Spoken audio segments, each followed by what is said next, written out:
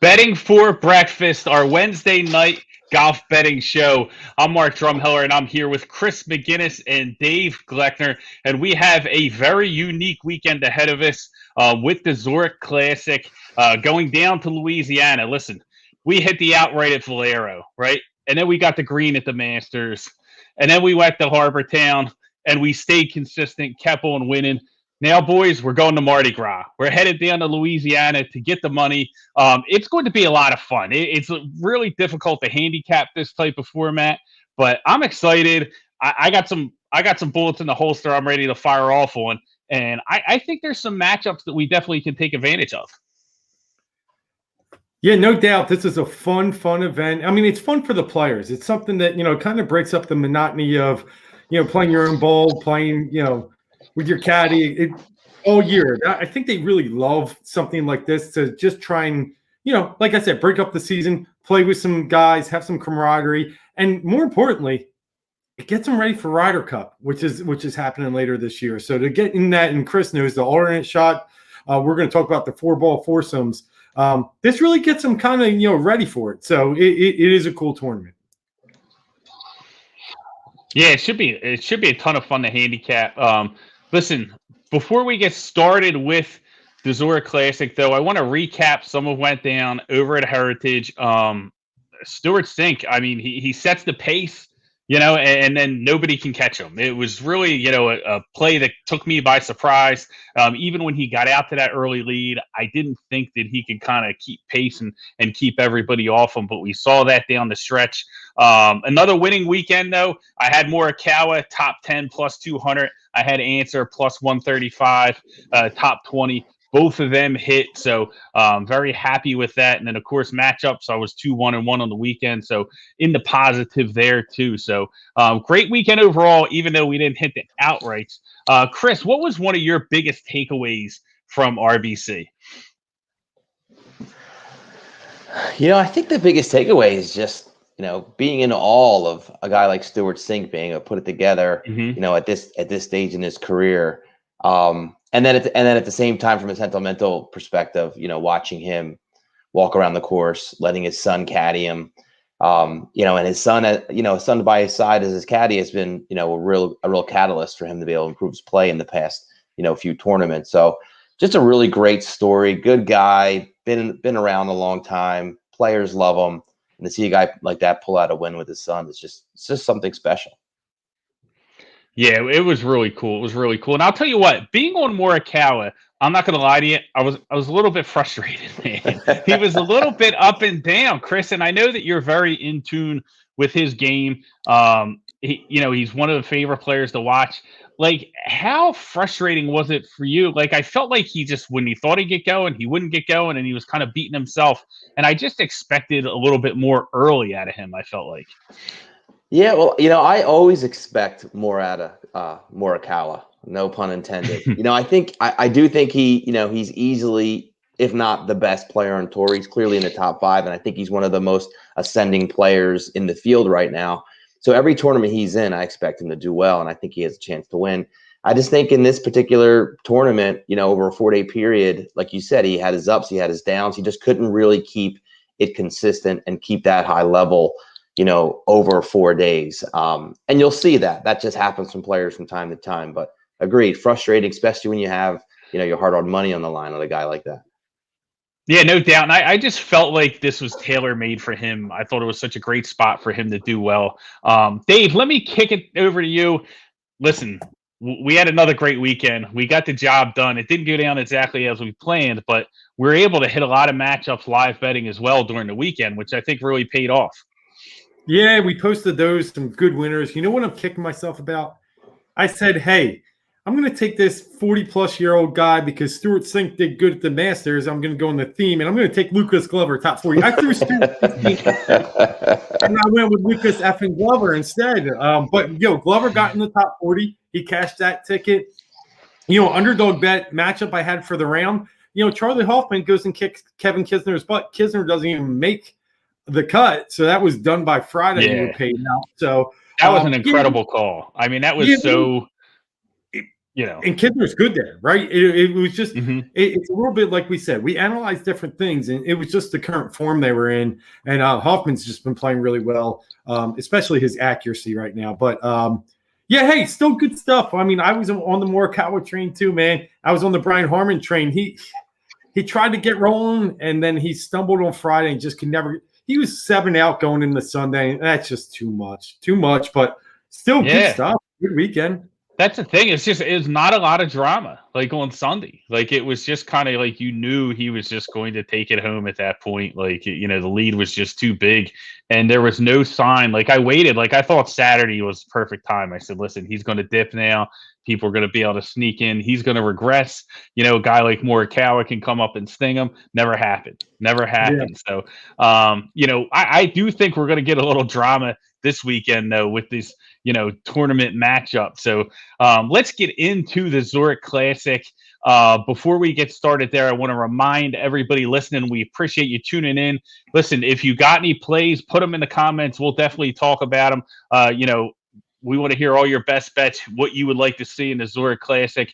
But we are going to be cutting the stream on Twitter and going over to YouTube. Everything is live on YouTube. You get the whole show there.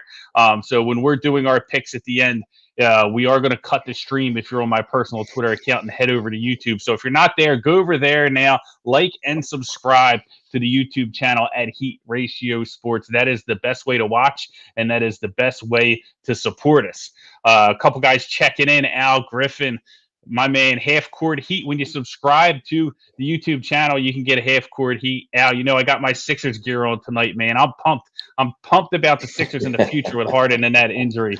And then, we got some other people checking in, tuning in for the Macho Man glasses. Got to see that.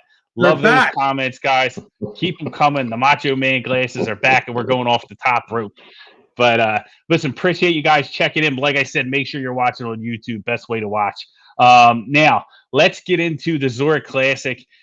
Dave, tag team format, talking about Macho Man. You need a partner in this one.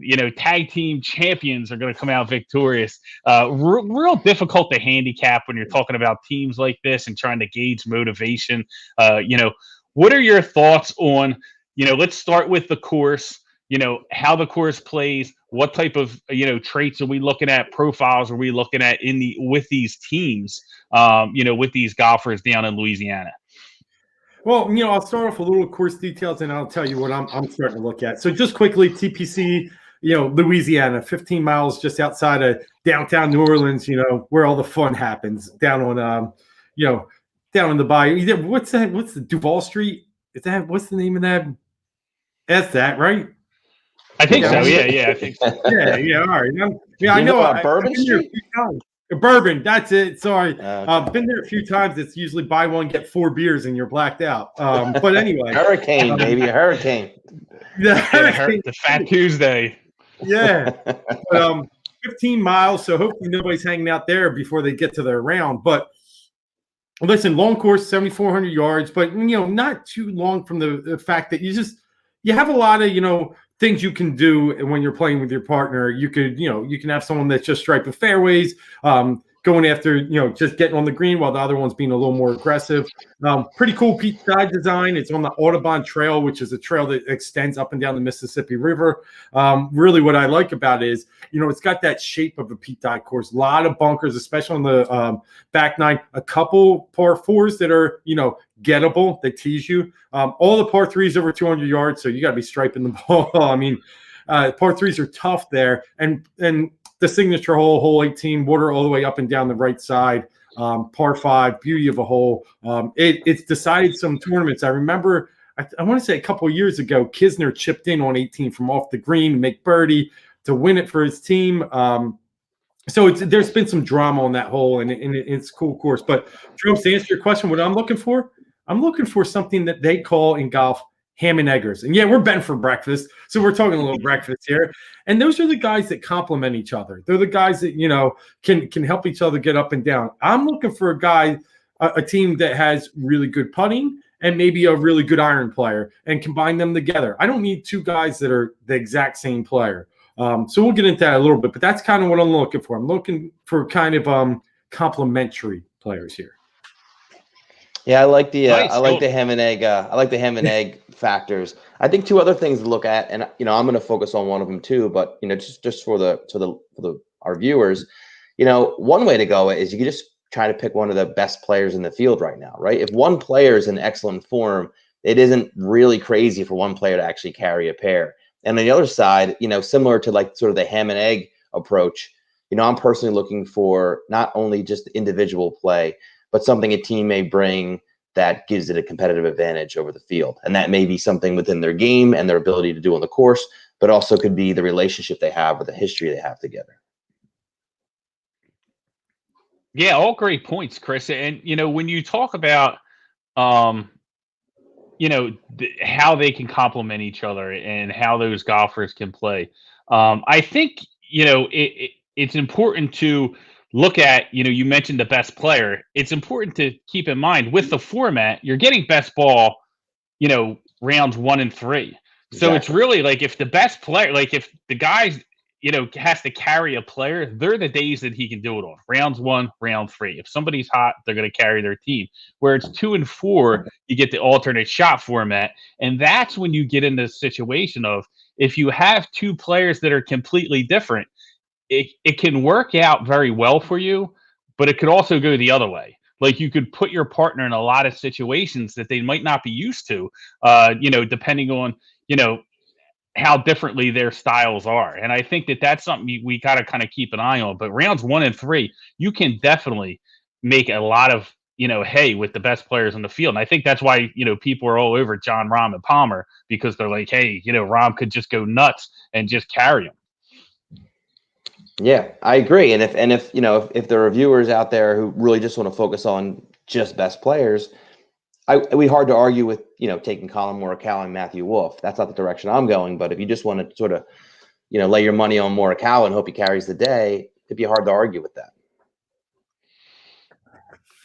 Yeah, I don't disagree with you guys. And let's get into the format a little bit here. I'm sure a lot of, people are tuning into this are golf diehards, but let's just be clear. There are two different types of rounds being played in this tournament. It's what they call a 4-ball and a foursome. And for, the 4-ball aspect, we're probably very familiar with this, a better ball scenario where we all play our own shots, or the players out there play their own shots. And whoever has the better overall hole score on that team, that's the team score. So say Morikawa gets a birdie, Wolff gets a par, the team scores a birdie. So they play that way for all 18 holes. Then they go to Friday, alternate shot. It's the harder of the two. And that's the one where you really got to be able to play with your teammate, really strategize how who's going to hit what shot, what they're more comfortable with. I'm going to get into Tyrrell Hatton a little bit and how he's very good from certain distances. So it's the thoughts there in the alternate shot. Teams shoot 3-4 under there. You're in really pretty good shape. You have seen teams go even better than that, but that's where you hit one, the next player hits the next, and so on and so on. Saturday goes back to 4 balls. Sunday closes with foursome. So it's going to be cool. It's going to be really cool. Yeah, especially with it being that way on Sunday, I think. Chris, I think that's going to lead to probably the most drama, is having that format on Sunday with everything on the line. Absolutely. And, I don't know if Mark or Dave, you said it when we first started. This is look, from a gambling perspective, this is a really difficult, not only event to handicap, but to sort of just weigh in and analyze and really try to pick out a winner. It's a much different exercise than we do in just about every other golf tournament during the year. But the one thing that's really great about this tournament is I think, all the weekend warriors can really relate. When you're playing in tournaments with your friends, you're maybe having a pickup game, you're going to play something like better ball. Maybe you even had some experience in alternate shot. And if you have, alternate shot, I kind of don't care if you're in the PGA or not, or if you've ever watched the Ryder Cup, an alternate shot, in addition to ham and egging and trying and being able to execute shots, it just carries extra stress and extra anxiety. And it's not an easy format to perform in, even for guys in the PGA level. Yeah, 100%. Yeah, I'm definitely a fan of best ball with my game. My game's very volatile, so I like playing best ball, man. That's my best spot. But go ahead, Dave. You're going to chime in? No, I was just agreeing 100%. I've played some 2-man tournaments, right? And it is like I usually pick the guy that I know my strength isn't hitting at 320. I can get it out there. I can even strike 3 woods all day. But I'm picking that guy that can bomb it for me so you can put that wedge in my hand and then go from there. And I think a lot of these teams, the way they were constructed, did think about that. But then you got some real wild ones out there, and I'm sure we'll get into those. Mm-hmm. Yeah, so now when we look at the past winners, right? Obviously he didn't play last year because of the pandemic, and then you have Rahm and Palmer won. They, 26 under par, right? And then you had Horschel, Piercy won in 2018, and then Cam Smith and Jonas Blixt 27 under par in 2017. So, and that kind of speaks to the best ball format, right? As I think that's why you see those, huge numbers under par. But when we look at the previous people that have won, like you take a guy like Jon Rahm, most recent winner, and then playing, one of the best players on tour, he's, performing like one of the best players on tour, especially with that run at the end of the Masters. And now you have him back with a partner that he's very familiar with, that he's won this tournament before. Is everything just lined up? When I looked at it, I just felt like it was too easy. I'm like, I just can't take Rahm and Palmer. This seems like too easy. It's like a trap, like a setup. What are your guys' thoughts on that duo, and what it really takes to kind of win this type of tournament? I really like.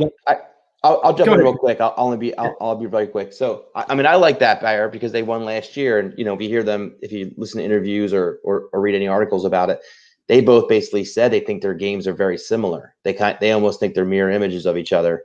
I guess last year that worked out for them. It's interesting you say about like it's too easy. That the actual pair in the field that I feel is like too easy of a pick is Schauffele and Cantlay.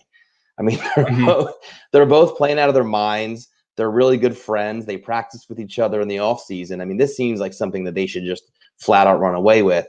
But at 8-1, it wasn't something that really caught my attention because, again, it just seems like too easy of a pick. So it's not something I'm honing in on, but just another fantastic pair in the field. Yeah, I agree. So I'll kick off with the Rahm and Palmer. They got together, and what's funny is they played each other in the match play the couple weekends ago to get through the group, and that went to like 19, 20 holes. They really do have similar games. Obviously, Rahm's a little younger, hits a little further, but Ryan Palmer's not that far off. And I've talked about him in the past. He's very good at par 5 scoring. So is Rahm. But here's where I fear that they don't complement each other enough. I look at the strokes gained putting for these two. Palmer's 65th, Rahm's 122 on the season. I just have this feeling they'll birdie the same holes and they'll par the same holes. I'm not sure they're just going to have that ebb and flow that you need. You need these guys hitting the longer putts, and I don't know if either one you can rely on to pick each other up. Yeah, will they be in the mix 100%? But I'm not loving. I just don't love the odds, and I don't love the putting strokes gained for this team. So I'm not going to be betting them. Yeah, I definitely looked at kind of like the mid-range to lower, players as far as the odds. Like I didn't go with a lot of chalk in this event, just because I feel like there's a lot of variance with the format, and I just really didn't see a ton of value up at the top of the board. Now, listen, Rahm and Palmer could steamroll everybody, or Schauffele and Cantlay could do the same thing. Have a little bad taste in my mouth about Cantlay, just for how he's been playing recently. I put my money behind him, and all of a sudden he decided he wanted to play poorly. But it's going to be a lot of fun. But I kind of went towards. I tried to like grab people from the middle of the board, but let's get into the picks. That's really, what I'm excited to. And guys, we're going to head over. If you're watching on Twitter, I'm going to cut the stream now. Head over to the YouTube channel, Heat Ratio Sports. We're there. Like and subscribe, and you can get automatically entered for the Aaron Nola prize pack. So make sure that you like and subscribe to Heat Ratio YouTube channel, and you can see the prize pack there. Aaron Nola Yingling beer. It's awesome. You get the beer, you get the hat, you get everything right there. So make sure when you're over on YouTube that you do like and subscribe. Best way to support us. We appreciate it.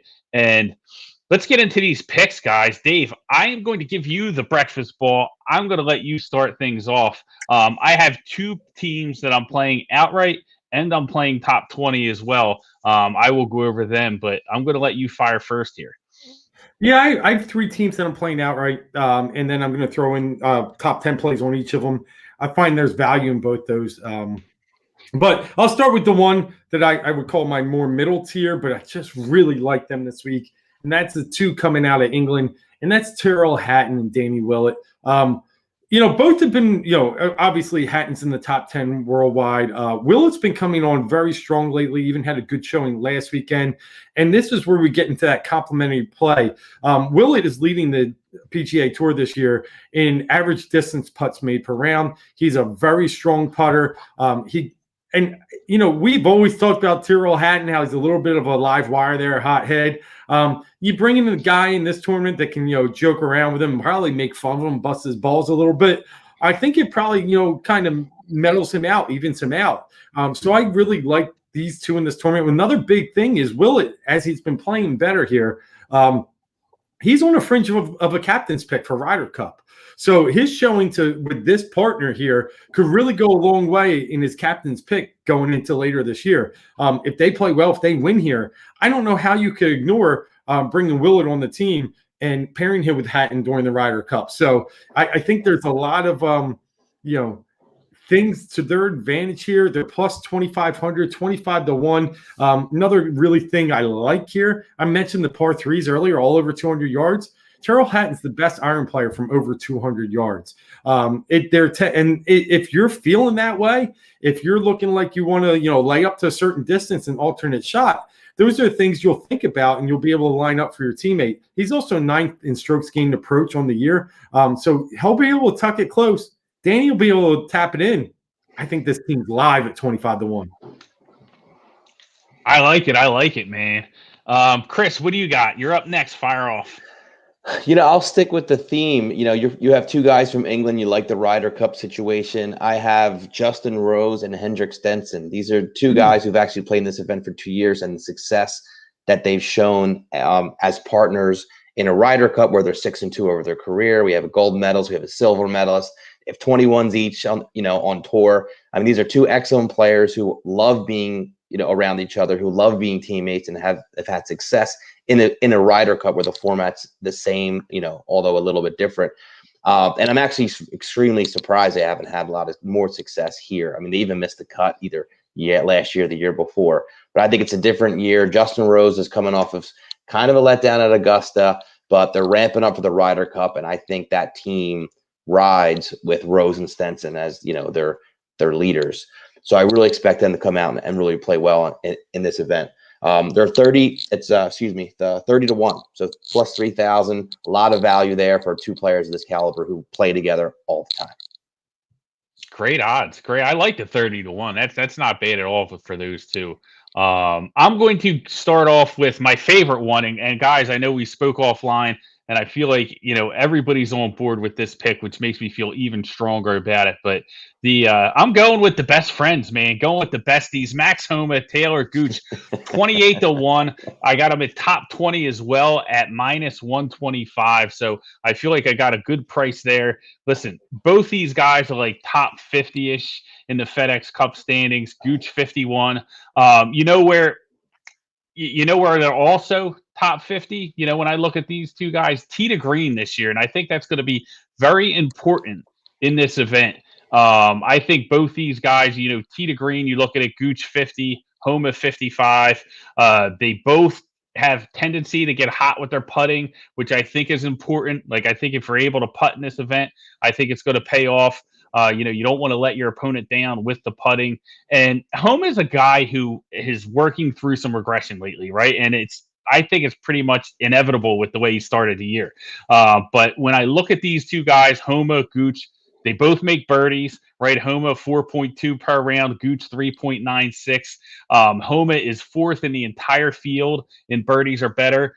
You look at the Taylor Gooch, he's another guy, world ranking 69, right? So he's not, he's up there, and I think his game complements well. And when you talk about like two best friends and then playing together in this type of event, they're going to be at more ease, and they're going to be able to calm each other down, and they know each other's game very well. So, and I think that they're excited, and I think that they're motivated. So I love Homa and Gooch here. I got them at 28 to 1. Like I said, top 20 minus 125.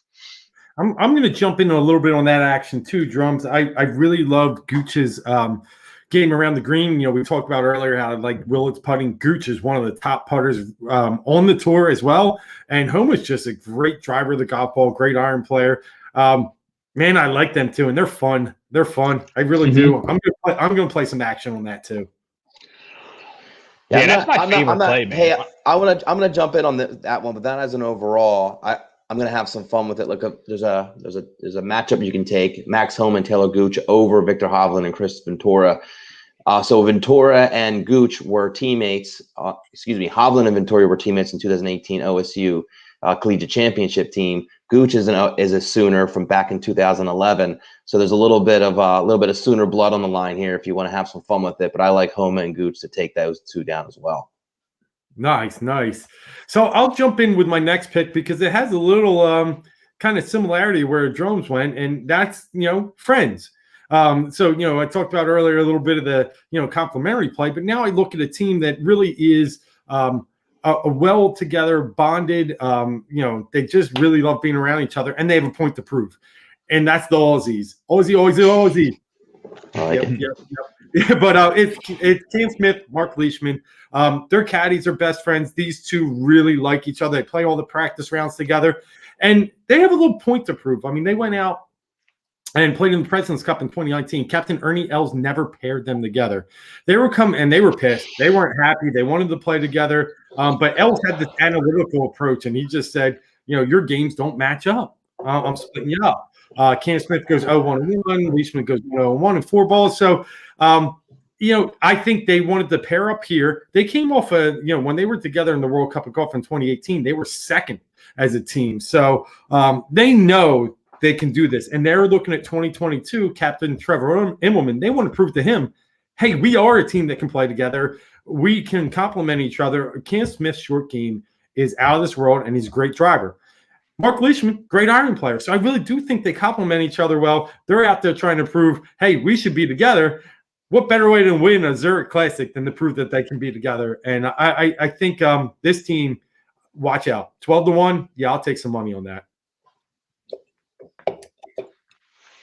Awesome. Chris, what else you got? You got another outright winner for us? Yeah, one more outright winner in top 20. I'm making similar bets to you, Mark, in that regard. And this is a team where I think they're really going to be powerful, not in the alternate shot, which is admittedly the hardest part of the tournament, but in the better ball format. And I'm talking about the two bombers, the bomb squad of Tony Finau and Cameron Champ. Look, these are two guys there's not many guys in tour that can hit it farther than, Bryson DeChambeau tops, and arguably Finau can hit it, just as far as DeChambeau when he puts his mind to it. And these are the situations I think they're going to find themselves in. I mean, they even interviewed Tony about what he's going to do, and he's calling, I forget what number hole it was. He's like, oh, well, I think there's a drivable par 4. It's 400 yards.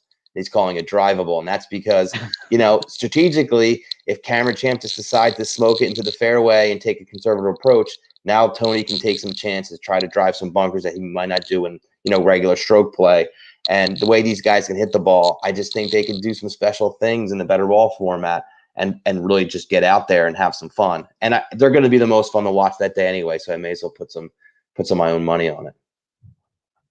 Yeah, I like it, man. I mean, Finau's a guy who, I think in this format can really play well. And Cameron Champ, young guy, nothing to lose. So I think that pairing meshes well. I like that play. I like it a lot. Yeah, and I didn't mention it's sorry, Mark, it's 18-1, so plus 1,800. Good value as well. Not an easy bet. Yeah. I mean, you can pay off a couple bills with that for sure. 18-1. 18-1 is tremendous odds. Let's get into my second one. This one I'm going with two guys that are pretty similar, Keegan Bradley and Brendan Steele. I got him at 45-1. I have him plus 120 to get into the top 20. So, playing it both ways.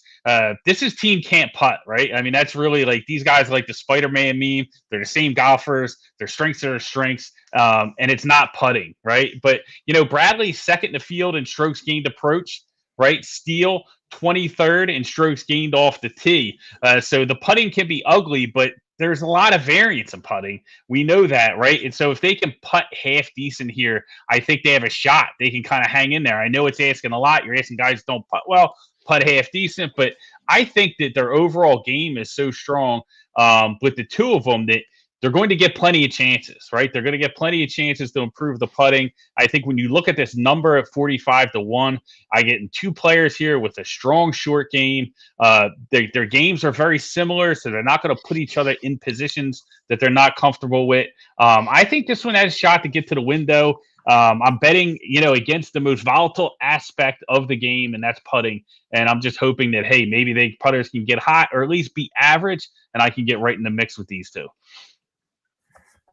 Nice. You're shooting off some, really good names and really good strategy there. I'll close out with my last one. I said I was going to come in with three. It's a really it's similar to Chris's duo. Again, I took one similar drums and had my own, but this one, I got two bombers as well, Chris. Bubba and Scotty. I just there's something about these two. They're birdie machines. In this tournament, you got to shoot 20 plus under. They're two guys. I think their personalities will actually, mix well on the course. There's this rumor, Bubba doesn't play well with others, but truth be told, he's 9-8-1 in pairings in Ryder Cup or President's Cup matches. So I mean, you match him with the right people, and Scotty Scheffler's got that cool, carefree attitude. Bubba will probably make him laugh most of the time. I really think they can play off each other well because they hit it so long. And I think they'll see different ways to attack the course and really be able to put up a ton of birdies. It's the alternate shot that I'm worried about with this team. But that 4-ball, I mean, I'm seeing 12 under. I'm seeing big numbers. Awesome. Definitely a play, man. Definitely a play. So you got three of them. So you're going Team Willett, Team Leishman, and then you're going Scotty with the third one, dude. That sounds like cash. And 12, 15, and 25. And, all very valuable, worthwhile plays. And I'm going to put a little T10 on all of them. Nice. That's what I did. I mean, listen, I play these guys outright full half a stake. And then I do full stake on the top 20. That way, hey, if I can hit them in the top 20, I'm going to be okay. I'm going to cover, the stakes for the outright. And then I do a long shot for the round one leader that I only do it's like a third of the stake. It's like 30% of the stake. That's just a little sprinkle just to have some fun on Thursday. That's what I like to do. Listen, guys, I can get into that, or do you want to get into some matchups, or what do you guys have? What do you guys still have out there? I'm good at it. Go ahead. Yeah. Well, I'll throw you a matchup. So there's one I've been staring at, and it's a team that is going to go well under the radar this week, and I'm going to take them from round one. And that's a Kevin Kisner Scott Brown pairing. I went against Kisner last week, and he didn't make the cut. But guess what? He gets to pack his bags to get to Louisiana a little sooner, start hanging out with some Scott Brown and getting that game fine-tuned. I actually think that could be good. Could be good or bad. I think it's a good thing. And Louisiana early could be bad. It could, especially kids. He's known to pound a few, probably all Bud Heavies. But listen, he's played here 3 times with Scott Brown. They're from the same hometown. They really get along. They can't wait to get to this tournament every year. Their finishes have been 15th, 5th, and 2nd. Scott Brown can place off the tee. Kevin Kisner can put it on the green. And then from there, they're tough. So first round matchup, they're plus 106 against a team of Jason Kokrak and Pat Perez. I never know what I'm getting out of Pat Perez. I mean, I love the dude. But I got no idea week in, week out. Kokrak has gotten a lot better on the greens, a better putter. We all know him that he can hit the ball far. But hey, I just think the wily vets, the guys that know this tournament, this is the first time for Kokrak and Perez. Give me the Scotty Brown kids plus 106 tomorrow. I love it. Absolutely love it. I'm going to get into my round one leader play. And again, we're just splashing this a little bit, but it is a long shot. 66-1. I'm going with Snedeker and Mitchell, round one leader. Listen, Mitchell's the bomber, right? And Snedeker's the putter. And I think it's a good mix there. I know that, the round one is the best ball. It's not the alternate shot part, but I still think that these guys can get hot because lately, Mitchell's putter's been improving, right? He's gained strokes on the greens in his last 5 consecutive starts. So I think he's getting hot at the right time. I think both guys have been putting well of lately. Both guys were top 20 at Valero. Snedeker tied for 6th at Valero. Mitchell tied for 17th.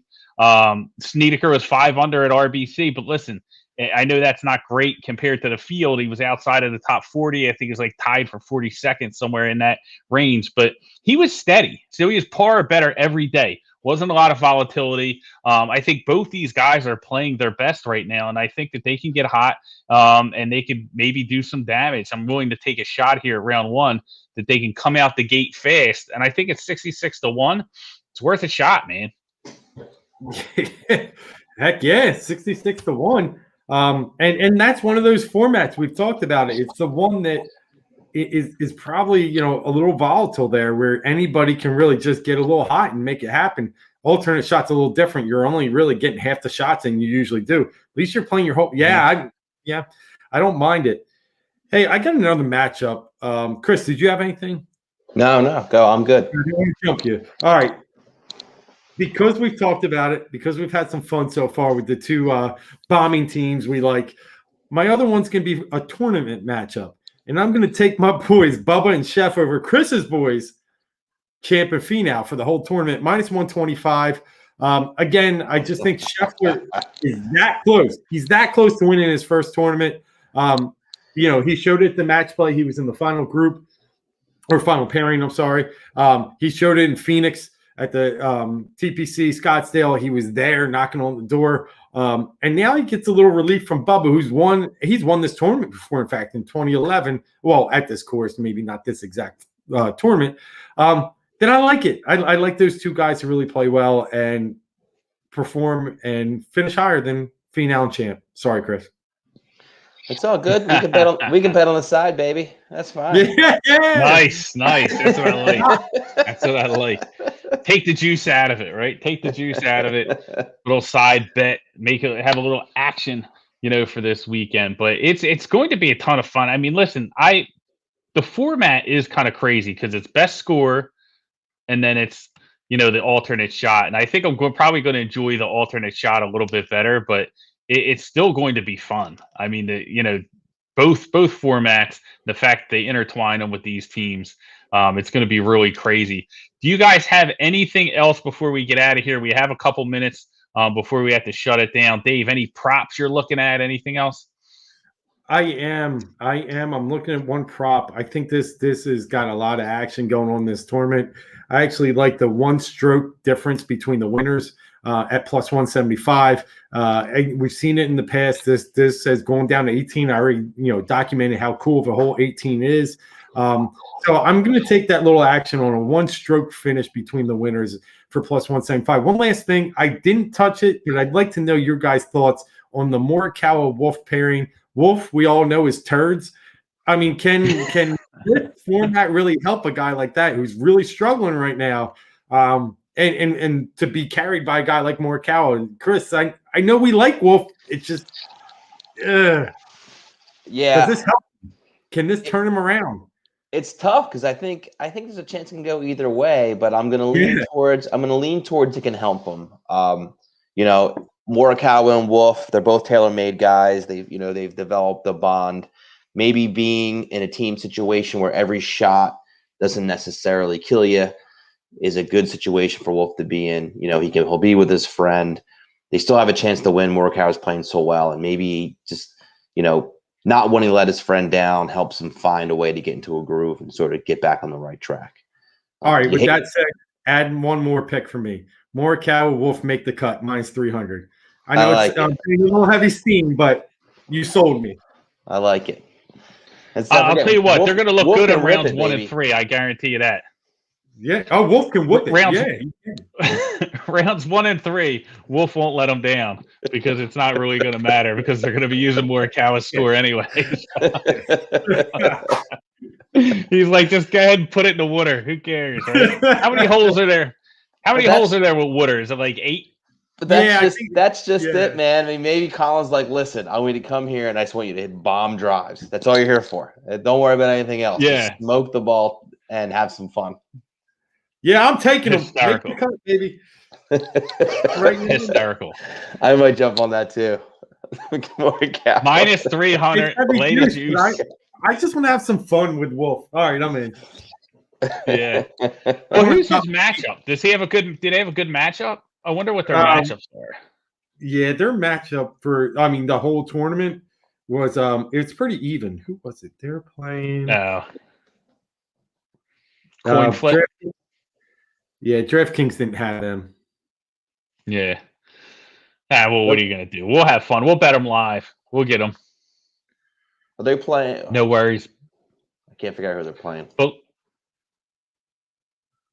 it's all right. No big deal. We'll hit it live. Listen, everybody, to get our live bets, make sure you're following us on Twitter. We pump it out all weekend. We've been having success every single weekend with the live bets. So, it was 2-1-1 this weekend, last weekend. So in the positive. And Dave, I know you're firing them out as well. So make sure you're following us on Twitter to get the live stuff. But, tune in. We'll be back next Wednesday night. Watch us here on YouTube. That is the best place to support us. Obviously, like and subscribe. And we'll be back Saturday, Dave. NFL Draft Talk. We have a tremendous show lined up. Details coming out that tomorrow. You're not going to want to miss it. So Saturday morning, betting for breakfast, NFL draft stuff. But guys, I want to wish everybody the best of luck. Hopefully we cash in big this weekend again. Again, make sure you're following us on Twitter. Get the live bets. We appreciate you tuning in. And thanks for hanging out and betting golf with us. Have a good one.